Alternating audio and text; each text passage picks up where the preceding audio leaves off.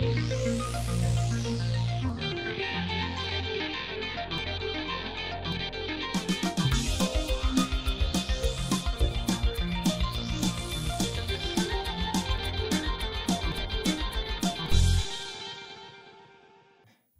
our listeners to the next podcast of UHKaFFÉ.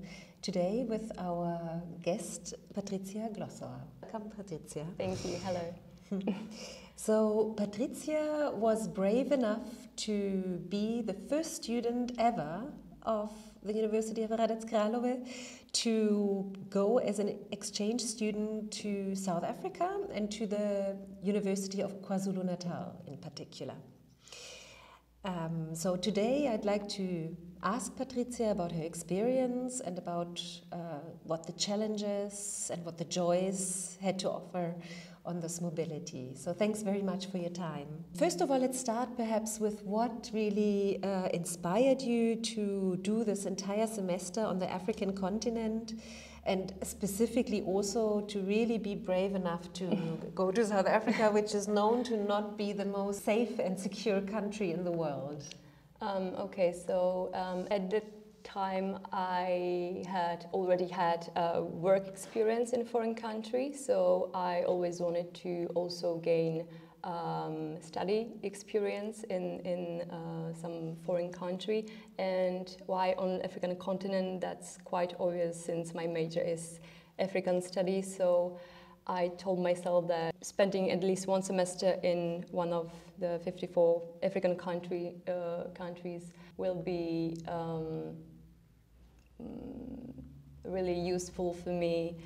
And also studying African studies without having this practical experience is, I would say, only one side of the coin. Mm-hmm. So that's why I decided to go to Africa.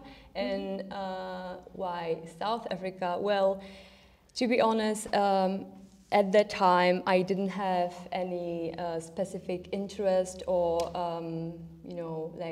focus in a certain area or region. Mm-hmm. I was just really open to go wherever, and so my mind literally went like, okay, what is the most dangerous country in the world? Okay, let's go to South Africa. No, I'm joking, of course, but I don't know, besides the fact that Durban is really good surfing spot, it's also a very interesting country from historical perspective.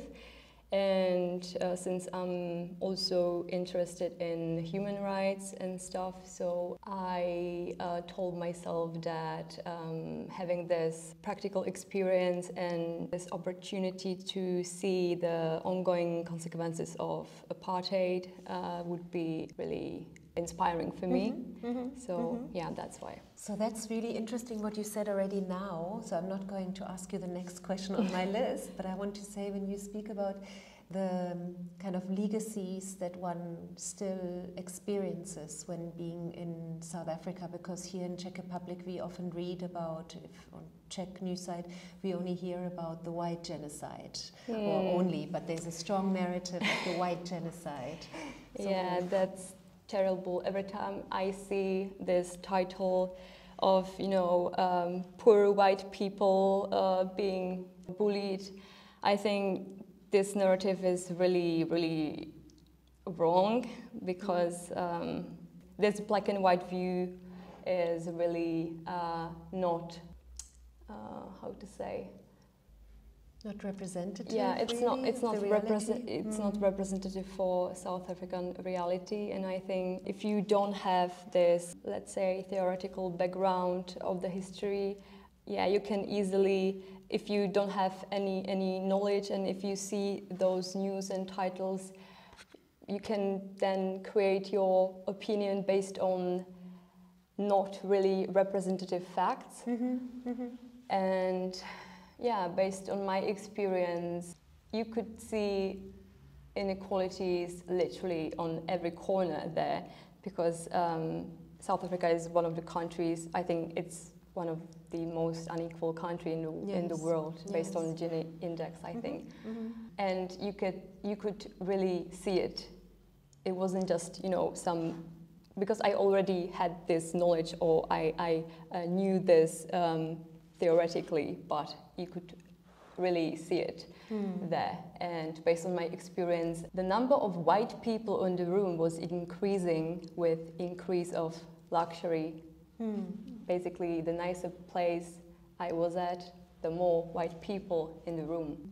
Despite the fact that there, of course, is now a broad and ever-increasing middle class, black middle class, as you say, for example, the fact that there is still abject poverty in many of the only African areas, where you have still a large percentage of people who live absolutely below the poverty line. And while there is some white, one should acknowledge there is some white poverty in the country, that the numbers between this are obviously stand in no relation to each other, really. And I guess that's important when we, perhaps to just get back to that issue of the narrative of the white genocide, is that that not that there are not white farmers who are being killed. Yeah, they have been killed, and while that is a fact, the actual numbers of white farmers being killed compared to the actual number of black people being killed on farms and elsewhere in the country on a daily basis. Yeah, that's exactly that. If we focus only on, what happened to white people, well, and what about the very majority of the country that still have to face consequences of system that, were unjustifiable. And I think, so I don't want to justify those acts of violence against white people. Of course, nobody is saying that this is okay just because there was apartheid, so then we have to justify everything that happens to white people. Of course not. But I think it's not justifiable, but it's understandable that those things still happen, because 30 years after the end of apartheid, the inequalities are still the very same. And still, who has wealth in the country? Who has the most power in the country? Yeah, it's obvious that, and even if we see the unemployment rate based on race, that's terrible when you see those inequalities. Those are extreme inequalities. So yeah, I think those acts of violence against white people are not justifiable, but they are understandable, and we have to see those things within the picture. Yeah, so then let's get to the issue of the safety or unsafety and insecurity. So how did you navigate this space? You lived in residences that were not on campus, I believe, right? They were just off the other side of the road? Yeah, but it was still called on campus, even though I have to go 20 minutes to enter my building, but it was still within the complex. It wasn't outside, if you know what I mean. But it was a street to cross, right? No, I didn't have to go outside of the residence, because there was a gate. We have student cards, and there was a gate by which I entered the complex of the campus. So we didn't have to go outside if we didn't want to. So that was okay. I was basically on campus, even though I was 20 minutes from the main buildings and libraries, but that was okay, or 15 minutes. Yeah. Okay. So security, actually this went certain mind twist, because in my head, because before I went to South Africa, I was aware, of course, that it's one of the most dangerous countries in the world, but I still told myself that that's a general indicator, and that since it's a huge country, and it might be true that for certain parts it's really dangerous and the criminal rate is really high, but for another parts it's quite okay. I told myself that it's not going to be that bad, but then I arrived and literally everyone everyone told me, oh, don't go there, and not alone, and you shouldn't be doing this and this. And I didn't know what to think about it when, for example, my local friend told me, it's safe here, but hold your wallet a bit tighter, you know. But then I think I adapted quite quickly to this environment, and once I learn where to go, where not to go, and when you follow these unwritten rules, especially for young white women, yes, you're okay. And I didn't have any problem, to be honest. I live there the same as I live here. Oh wow, okay. But of course I have to, you know, it wasn't the same because I had to, when I want to go somewhere, I had to take an Uber from point A to point B, and I think I adapted quite quickly to this and didn't feel in danger, never. So yeah, I find places that I knew that they are safe, and I was managing that, I think, quite. So did you, for example, with your friends or with some other exchange students, did you, during the day, walk up to this small kind of fast food and shopping center across from the place where, because I'm assuming you stayed in the postgrad residence, right? Residence? Yeah. And just up there, the road, there's like, I don't know, KFC. Yeah. So you feel safe enough to walk up there during the day or not? Yeah, I went there a few times and it was okay. And I was alone, I think, many times. And I know places in Durban that I felt safer than in this area, but it was okay. Of course, I was being careful, but I was still near the residence and like 3 minutes from the gate. Yeah, I think it's a difficult space. I mean, that definitely I would consider that in South Africa, the challenge to, just navigate or let's say negotiate yourself between the often paranoia, I think a certain sense of paranoia that people have, and yet a very important, healthy sense of making sure that one is safe. Yeah, exactly. 100% agree that. Yeah, it's exactly. I was trying to fit into these two, not like extremes, but I felt like many people are really like paranoid, and I was trying to being careful and take it seriously, but not just be locked in my room because everyone is going to kidnap me. Right. So, but that was quite challenging at the beginning of my trip. And what I know about the student residences, the postgraduate ones, they're actually quite nice, right? I mean, they here some of our exchange PhD students sometimes have to share the rooms in a small flat, and there all the postgraduate students have single rooms. You had a single room. Yeah, single room.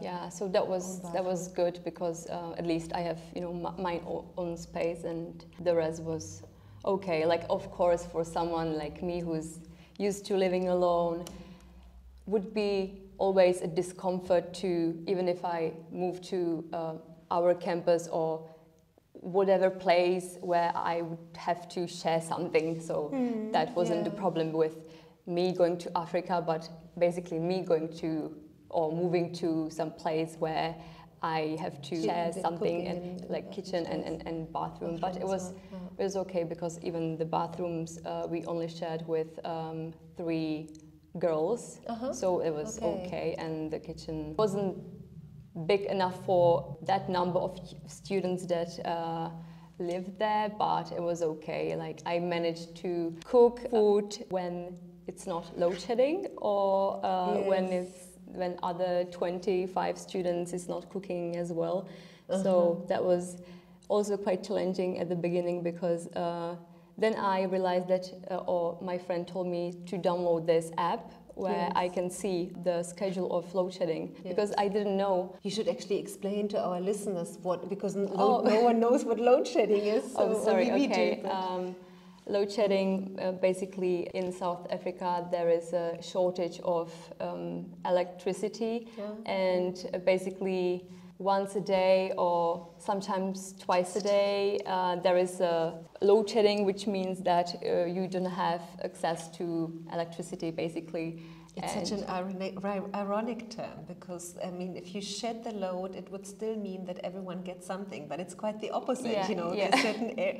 Then certain areas of the country simply do not have electricity over a specific period of time, like from 2 o'clock till 5 o'clock. So yeah, once I manage that I can't cook my pasta within this period of time, because it happened to me actually that I started cooking and then there was a load shedding and I had to wait another hour to actually finish my meal. So that was annoying, but then I downloaded this app and it never happened again. Mm-hmm. So one could prepare for the times when there wasn't electricity. Yeah. I mean, this year, I don't know if you know, but this year there was no load shedding so far. But January. It's true that the first 2 months there were load shedding on a regular basis, but then, because it was before the elections, and there was no load shedding like the last 2 months, I think. So that was good, because that was the period I was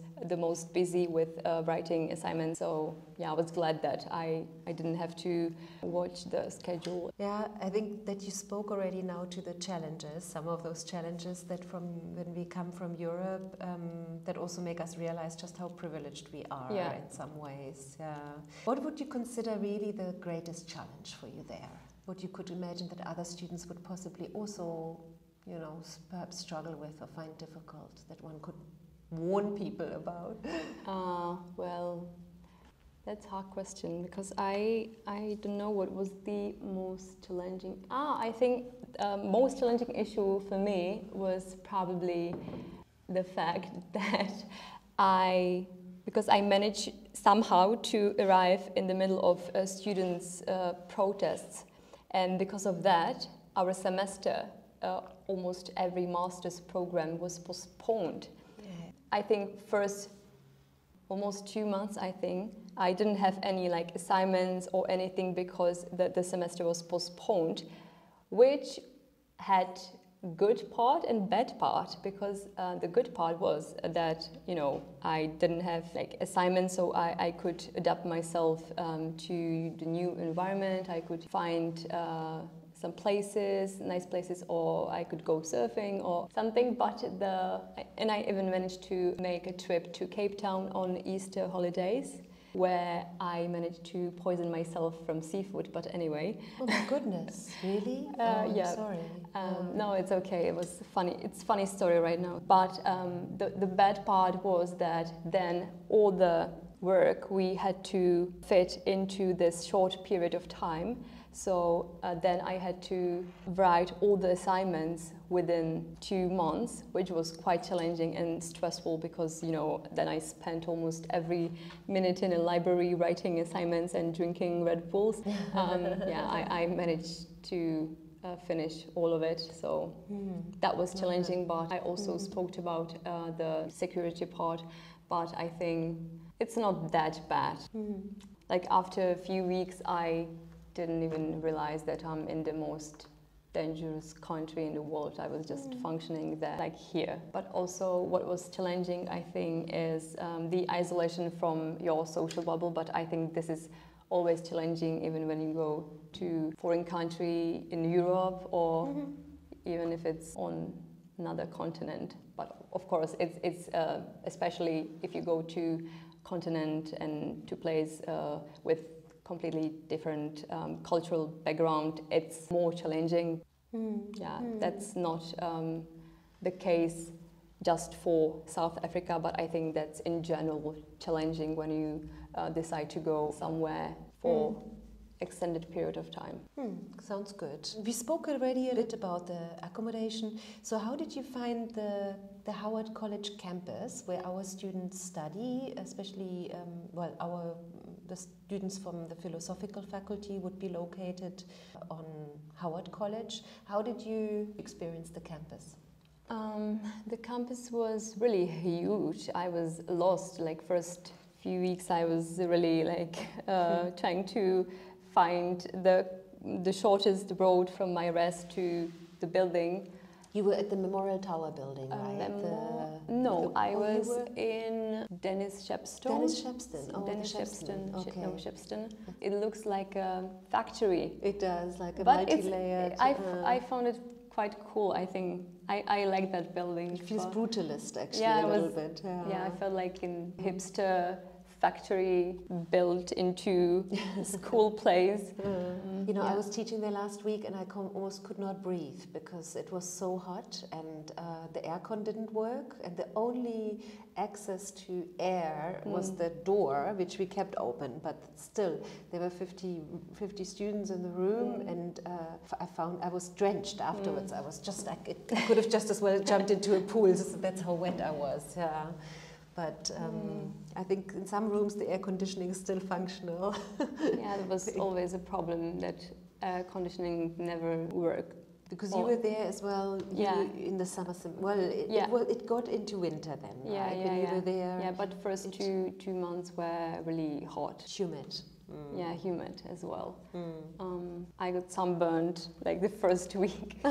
Just from walking, probably, right? Just from being outside. From walking. Yeah. But then I bought a sunscreen and then it was okay. But I remember I was like really red after the first week, just from being like for, I think, 10 minutes outside, because the first week I was literally in my room because I was waiting for my student card to be sorted. So I couldn't even like leave the campus because I didn't have this card. So I was, you know, the first week I was just sitting in my room and waiting for the student card to be sorted to be able to go somewhere. Did you at least have access to the internet already? Yes, they made you. Yeah, of course I had. And how was the internet? Was it actually reliable in the reses or not so much? In our res it was good. I had Wi-Fi next to my room, so it was really good, but of course only if there wasn't load shedding. Yeah. I was also bought data to my eSIM in my iPhone, so I could have access whenever I wanted, no matter if it's load shedding or not. In the campus there was a nice gym. There was new modern gym. I don't know if you saw it. No, I haven't seen it, but I heard about it. Yeah, it's really a really nice place. And the view from the from the library. Yeah, is the quite, view from the main library. I don't know what's the name of it, but the view from the main library was really nice, since the university campus is situated on the hill, so you could see to the whole city and the ocean from the first floor. From the main library, so that was nice. Yeah, I spent a lot of time in the main library, but it was quite full. I was surprised that even during evenings it was full of students. I was surprised because I'm used to working in the evening. I'm not a morning person, so if I have a lot of assignments or something I have to work on, I'm more productive, let's say, in the evening. But this was crazy because, for example, I was sitting in the library at 9 or 10 o'clock already, and the library was full. That's amazing. I was surprised. Okay. Yeah. So and that brings us actually straight away to the more, let's say, the academic aspects now of your mobility. How did you experience the lectures and the lecturers? What really didn't speak to you? What did you find inspiring? Could you speak a little bit about the courses? I think I was lucky enough to have courses that all of them were really interesting for me.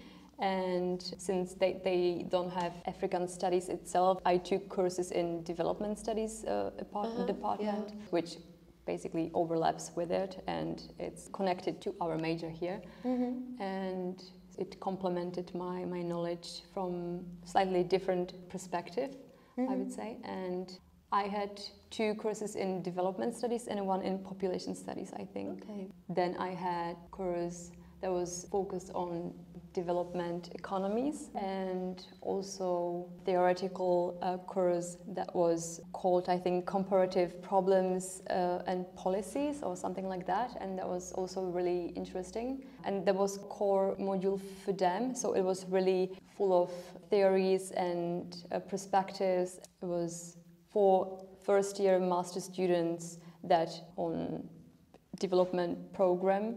It was really interesting, and all of the lecturers were friendly and inspiring. But it does sound like it was also not an easy ride, right? It sounds like it was quite, I mean, if you speak about the students being in the library studying until 10 o'clock.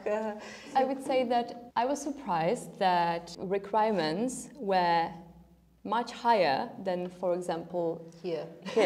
Like, to be honest, I was quite surprised because I told myself, okay, I'll be like the international student, and I will have like 3 courses. It's gonna be okay, But in fact, I was crazy busy during the semester, and it was really a lot to do. And yeah, I think I wrote around like 60 pages altogether. Wow! So which is essays, different essays for different courses. Yeah. And texts. And I had 3 courses. Wow! I was a lot. Yeah. I was like, that's like a diploma thesis in 2 months. So yeah, that was surprising for me that requirements were higher. It's actually an experience, I think, that many students from political science who studied in Africa for a semester, any African country for that matter, an experience many of them make, that it's really that the courses that if you translate actually the credits from their institution to European institutions more generally, they are really demanding. But also, I guess, at the same time, very interesting. You also did very well in your courses.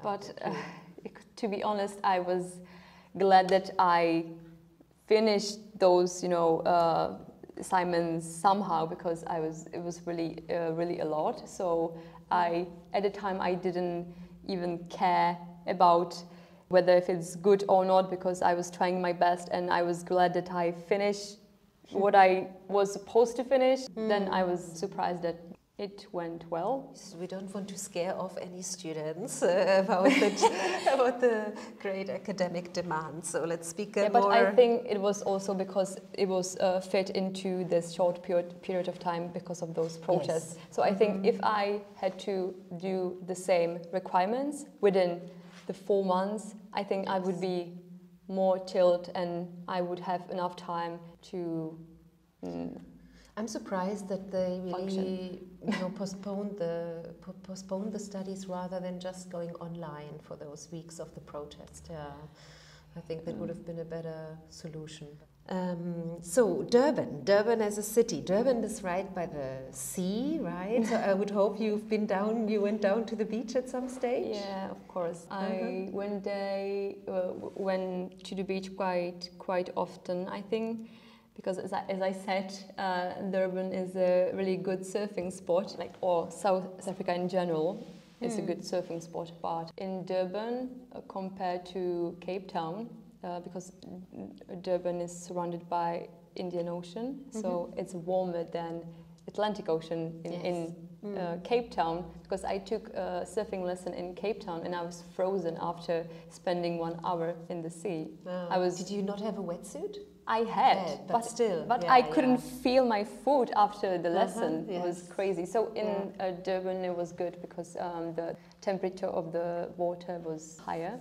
So you are surfing, amazing. Yeah. Did you start then there, or did you already surf before? No, I already surfed before, but of course we don't have, we landlocked, so I can't train in the Czech Republic. There's a river in Munich where people surf. Yeah, but that's not really the same. No. So I went to Sri Lanka and Fuerteventura. Wow, okay. I was taking courses, and I really fell in love with surfing, so I was happy when I found out that in Durban I can also surf, because it's a popular surfing spot in South Africa. That was good. On which beach did you surf? Usually, when I was going to beach only to swim and just lie on the sand, I was going to Point Beach. Yes, but that's calm. And yeah, that's really calm compared to those city beaches. It's really rough, the waves. And the surfing lessons usually were, I don't know what's the name of the beach, but it's next to the first beach next to Point Beach. Okay, yeah, I also don't know what it's called, but it's some of the south beaches. Yeah, okay. It's like there's Point Beach, then something, and South Beach, North Beach, and I don't know, whatever beach. Yes, okay. Well, that's great. I mean, that I have not, I admit, in promoting the student mobility in Durban, this has not yet had crossed my mind, because there must be more people who are interested in actually having the opportunity. The conditions are really good there for even for learners or for intermediate surfers. And then, of course, diving. I know of people who've done diving courses there in on the Point beaches, for example. Yeah, there's some diving schools. Yeah, I think so. Yeah. But I'm a bit, claustrophobic, so I don't think this is for me. Okay, so that's definitely something that is nice about Durban. What did you encounter that you didn't find very nice about the city? I think I already spoke about the fact that you can't go wherever you want, whenever you want. It's different because you still have to be careful. If you want to go somewhere, you have to take Uber or something. I think the most safe option is Uber. Yeah. This was a bit annoying, but as I said, I got used to it. And what about your social life? I mean, it sounds like you really had to study quite intensely, but did you have a bit of a social life? Did you manage to go out at night? To be honest, I had a few friends there, and most of them were Zulu. Oh, nice. And local people. Yeah, local people. Because I was, even at rest, there were only another international student from South Korea. That was also one of my friends, and she went with me to Cape Town. Actually, the closest friends of mine were Zulu, all of them. So I didn't find it hard to make friends. I would say that's not really a case of cultural differences. It's just more about your personality and if you are a social person or not. I think it's not, because many people ask me about, what about those cultural differences, and can you even talk to people there, like in Africa where educated people unable to use iPhones. So many stereotypes. So stereotypes. I know where does that come from, so I understand, but it was annoying, those questions all the time. I have a few friends, and a few times we went out at night, but it was the safe zone. It wasn't, because I was told not to go anywhere during the night. In town, probably. Go zone. So I was with my Zulu friends, and we took a car because my friend had a car. So we took a car and we went to a restaurant, and then we went into the student bar. It was quite nice, and cool. I had the opportunity to actually, not only be locked in the library and write assignments, even though it was really most of the time, but I think I managed to have also some social life as well. Nice, good to hear. So I think we slowly will end, but perhaps just to think about if you have any maybe tips or any inspirations for future students who might want to consider to study in South Africa. Maybe also something that you feel like that you've really benefited from. What impact did it had on you as a person, more broadly, not just as a student. What came to my mind is probably that no matter how theoretically aware you are about certain things, we tend to behave based on our cognitive distortion that unfortunately that is guided by internalized narratives that we were fed from it as a child. Which is that was really something that I realized, because at the very beginning, when I was, I think, sorting out my student card, and I entered this class full of, 100 students waiting for their cards, and all of them, or most of them, were Zulu, and there were also 2 white students.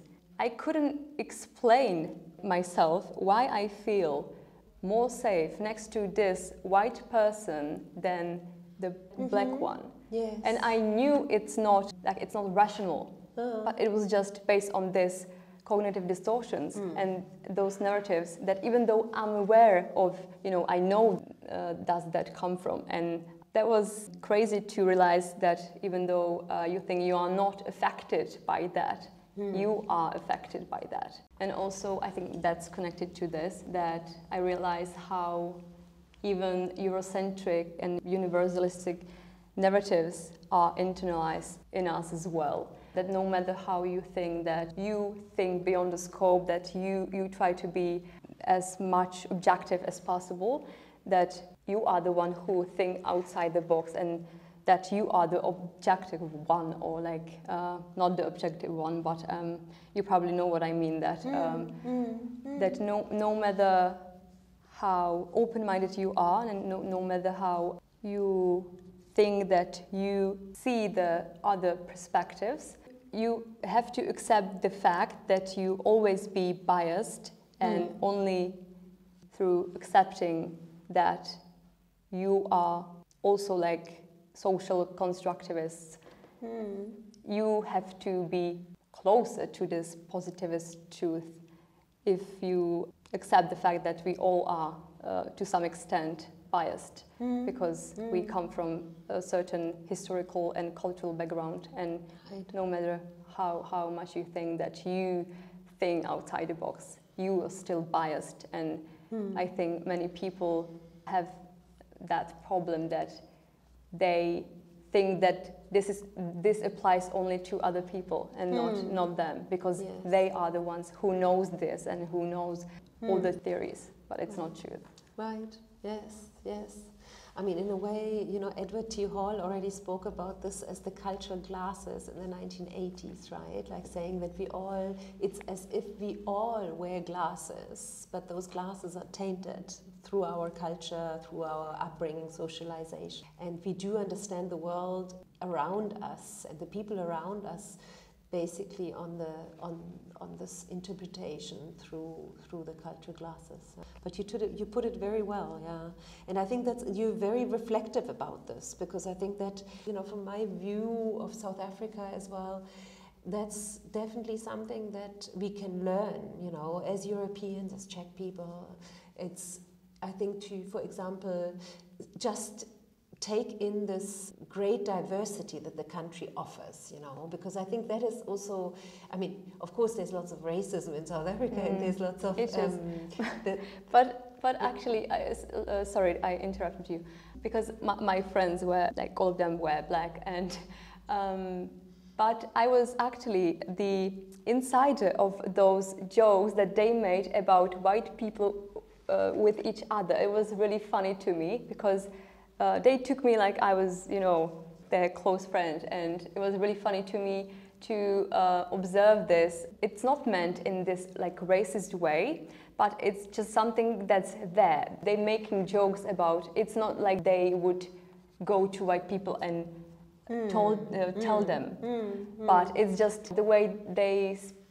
It's understandable, and it was really funny to me because I was the insider of that, and I was laughing with them because it was actually funny, but I was also white. But they always said that at least you the proper white, you European, not like these white people here, This was really interesting to be, That is funny.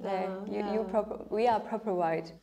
Yeah, and here we go, ending on the note of race, because I think that is definitely something that everyone who goes to the country should prepare himself, because I do feel that once I've spent several weeks in the country, where really, your race is in your face permanently and all the time. And that's, some of it is in a good way and some of it is in a bad way, I think, and we can reflect on it as much as we want. But that's always, when I return to the Czech Republic, I think the first couple of days at least, I feel like, okay, oh God, thank God, at least here, my race really doesn't matter. Until just a few days later, when I get annoyed again about the white homogeneity. But definitely, I think for people who are attracted to diversity as well, that I find that always fascinating in South Africa, how at least on a I mean, at least on a superficial basis, yeah, people of all races intermingle and intermix and are reasonably nice to each other. And of course also because the service culture is really very good in the country, yeah, that if you go to, whenever you go to restaurants and shops and those public places, you can be sure that you're going to be treated well, you know, whether you're white, black, blue or yellow, you know, it really doesn't make a difference. Yeah. Patricia, děkuji moc krát. I really thank you for your time and for this insightful interview, really. So I hope that we will have many more students going to Durban. I hope I can, for those who come and are interested, I hope I can possibly refer them to you. Yeah, if they have any more, if they have questions. And I also created this ebook where I put all the insights and important information that would save me a lot of time. So had you known it before? Yes. Yeah. Thank you for having me, and have a nice day. Thank you for coming.